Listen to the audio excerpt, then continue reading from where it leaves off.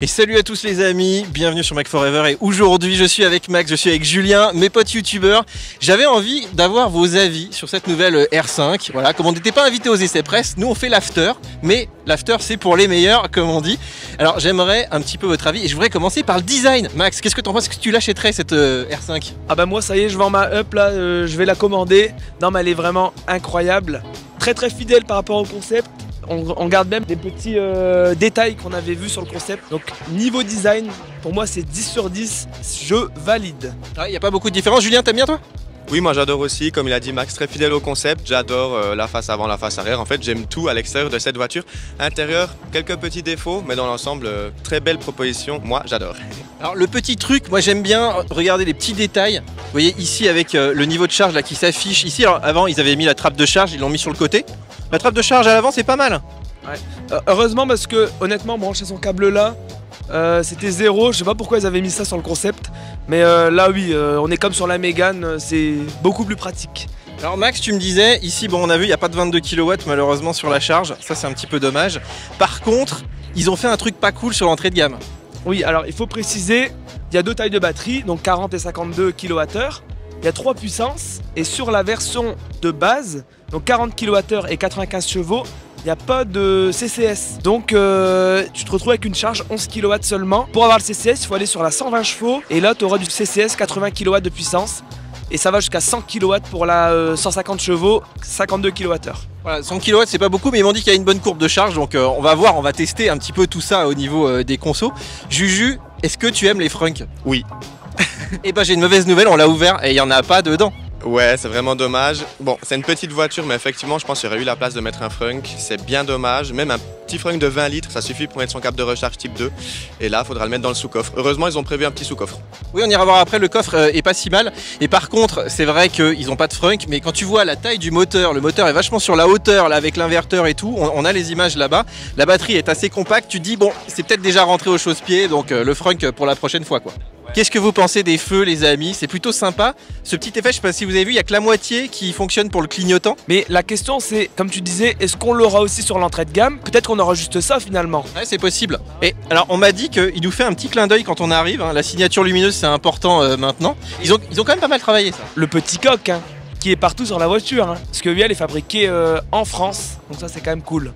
Il y a des détails partout, même là tu vois les petites lames un peu façon carbone, hein, même si c'est des gros plastiques. Vraiment ils sont allés vraiment dans le moindre détail. Et même il y a des petits rappels aussi à l'intérieur, il y a plein de petites choses assez amusantes, on va les voir d'ailleurs. En Juju on a du 18 pouces sur toutes les versions, ça c'est cool. Oui, alors c'est joli. Après, d'un point de vue de l'efficience de la voiture, ça sera pas terrible. On l'a vu sur la Mégane en 20 pouces, elle consomme vachement beaucoup plus qu'en 18 pouces je crois. Alors c'est vrai, par contre, t'as vu, elles sont pleines. Bon là, c'est les jantes un peu en option. Et là, il y a ça sur tous les modèles, mais on va avoir des enjeux sinon. Hein. Oui, on aura des enjoliveurs, a priori plusieurs versions. Du coup, bon, celles-là sont très jolies, à voir ce que ça donne en entrée de gamme et puis les versions de base. Mais déjà, celles-là sont très sympas. J'adore les petits détails ici. On a des jantes assez aérodynamiques a priori, donc on verra. Mais effectivement, d'un point de vue de la conso, pas génial le 18 pouces. J'aime bien aussi ici les petites protections là qui font un petit peu, tu vois, t'as envie d'aller barouder avec ça. Et ce sera peut-être pas si mal en ville quand on poque la voiture, tu vois. Bon les amis, c'est une voiture qui est quand même hyper courte, donc hyper compacte, plus compacte que la Zoé. Je crois qu'il y a 15 cm d'écart. Moi je vous propose qu'on fasse un petit test et je vais essayer. Max, regarde, je vais te faire monter à l'arrière.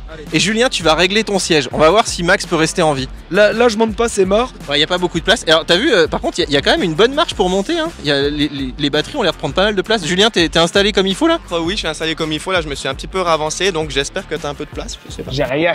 On va voir combien de Max et de Julien on peut mettre dans cette voiture. Mais mon avis, il peut pas rentrer. Je suis pas bien du tout. Mais bon, Julien est quand même très grand. Tu fais combien, Julien, déjà? Mais Didier, tu dois le savoir, 1m88, je le dis dans chaque vidéo.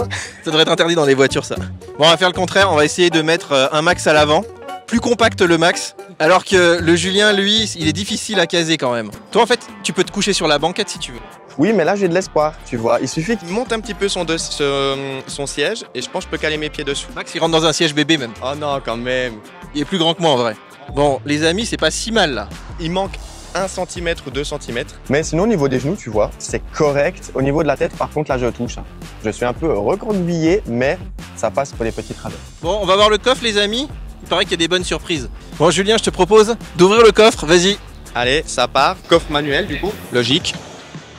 Alors qui fait 326 litres on m'a dit, mais il y a 20 litres cachés, t'as vu? Ouais, c'est cool du coup pour le câble type 2. Hop. Effectivement, il est assez profond, c'est cool.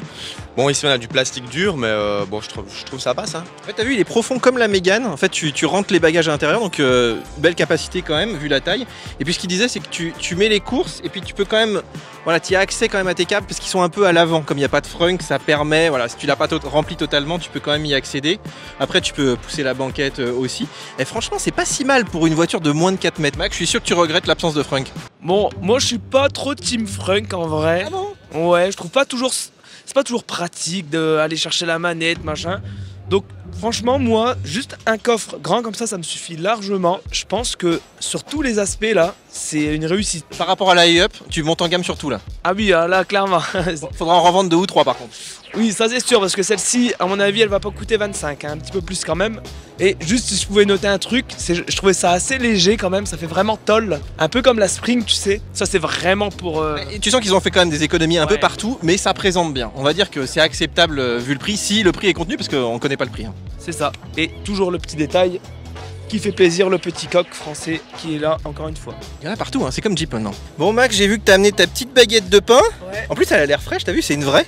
Ça c'est assez cool. En fait ils ont plein de petits trucs rigolos, t'as vu dans la voiture, plein de petits... Ça on m'a dit que c'était imprimé en 3D. Oui, et puis tu peux avoir d'autres trucs, j'ai vu dans la boutique Renault, tu peux rajouter des petits accessoires, donc ça c'est quand même cool. Bon on connaît pas les prix encore. T'es bien installé, dis-moi? Très très bien. Bon, on est dans une Mégane. C'est le même intérieur quasiment. Au niveau de l'ergonomie, c'est pareil. Même volant. Là, il y a du monde derrière. Donc, le Komodo, etc. Il y a beaucoup de choses. Mais c'est affreux ces commodos là. Pourquoi ils ont laissé ces 3 commodos? On aurait aimé un truc ici plus classique. D'ailleurs, on voit que pas de frein de parc ici. Ici, on a le bouton de la Clio 5. Donc, ils ont récupéré 2-3 petits trucs à droite à gauche. Mais sinon, la présentation est agréable. Les matériaux aussi, on a du jean. Donc, ça, c'est cool. Et l'écran, bon, on peut pas le tester malheureusement. On est sur un salon. Mais j'ai hâte de tester tout ça. Moi je trouve le volant un peu grand, mais c'est pour qu'on voit l'écran derrière. C'est quand même pas mal d'avoir 2 écrans. Bon, on n'a pas d'afficheur tête haute, mais c'est quand même assez cool. Les matériaux sont sympas, tu le disais. Ils ont laissé les petites commandes, on a les petits raccourcis ici, donc c'est quand même assez bien pensé. Les sièges sont assez confos, hein. Moi je trouve qu'on est bien maintenu. Et oui, et petit mot sur l'écran, il est de série aussi. Même sur les entrées de gamme, on aura cet écran-là. Et oui, les sièges très confort, franchement, pour un usage ville, ça fait largement le boulot. Bon, là on est en mode démo, Max, mais on a quand même toujours Android Automotive. On a une belle surcouche avec, t'as vu les effets qu'ils ont mis là, c'est vraiment très sympa sur les compteurs. Donc ça, ils nous ont dit que c'est spécifique à la R5. Et puis on a un nouvel assistant aussi. Franchement, la connectivité, je trouve qu'ils sont assez bons cette année. Oui, et puis on a toujours le planificateur.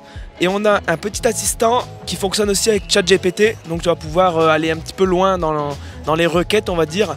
Pareil, ça restera à voir ce que ça donne en réalité. Mais on connaît Android Automotive pour sa fluidité, son intuitivité aussi qui est toujours bien faite. Ça fonctionne toujours bien et moi perso j'adore. Surtout celui de la Mégane. Donc là je pense qu'on aura à peu près la même chose. Donc pareil, ça sera testé en réalité. Oui, puis toi Julien, t'es à l'arrière toi? Et ben là tu vois quand même bien l'écran, il paraît qu'on va pouvoir jouer tous ensemble à des jeux, alors avec son smartphone apparemment qui servirait de manette, c'est un truc qu'on avait vu chez BMW, il y a des marques qui commencent à faire ça, donc c'est plutôt pas mal, et puis l'écran horizontal c'est quand même un peu plus cool, non? Ouais, c'est assez sympa en tout cas depuis l'arrière et même depuis l'avant. J'adore la position de conduite. Comme l'a dit Max, en fait, je me sens pas dans une citadine, je me sens vraiment dans une compacte, une voiture pratiquement premium. Et après, pour les jeux, oui, bon, c'est sympa. Est-ce que c'est vraiment utilisé dans la pratique? Je sais pas, mais dans tous les cas, ça a le mérite d'exister et c'est très cool. Ouais, on peut même regarder des films, hein. Il y a des services de streaming qui vont arriver aussi. J'ai aussi une petite info sur le planificateur, on va pouvoir mettre un pourcentage à l'arrivée. Il va faire du préconditionnement automatique. Non mais Renault entre dans le 21e siècle les gars. Bon les gars, si je résume, en gros elle est pas très chère, elle est quand même bien équipée, il y a de l'espace à bord, c'est bien fini, il y a de la bonne connectivité. C'est quoi votre avis? Franchement, moi je trouve qu'ils ont fait... Allez, tu me rajoutes la One Pedal et le frunk et c'est la voiture parfaite, non? Ouais, clairement là, je pense que Renault va faire très très mal à voir par contre sur la route et les versions entrée de gamme quand même et surtout la fiche des tarifs précises. Mais là, pour cette première présentation, ce premier aperçu, ben rien à dire. Franchement, excellente surprise. Julien, t'es d'accord? Si jamais le tarif c'est 30 000 balles pour avoir un peu tous les trucs cool, on est face à la MG4, on est d'accord que c'est peut-être plus si intéressant? Bah, la MG4 est quand même plus grande, je pense, pour une petite famille ou voilà. Mais effectivement, c'est une excellente proposition de Renault. Avoir les tarifs effectivement en haut de gamme surtout. Là, c'est vrai qu'on a les versions très haut de gamme, tout équipées. Si c'est 30 000, ça passe et que ça commence à aller à 35, 38 000, limite. Bon, merci les gars pour ce premier aperçu. Bien sûr, on fera plein de vidéos, voilà, des essais détaillés, des essais de conso aussi. Cette voiture arrive, on nous a dit d'ici la fin de l'été, peut-être la rentrée, je sais pas trop encore. Donc les essais vont arriver à ce moment-là. En tout cas, merci évidemment. Bien sûr, abonnez-vous à toutes les chaînes de Julien, de Max. Ici, cochez les petites cloches, les amis. On fera plein de vidéos ensemble. Et puis, bah, à la prochaine. Hein. Yes, à plus. À la prochaine, salut.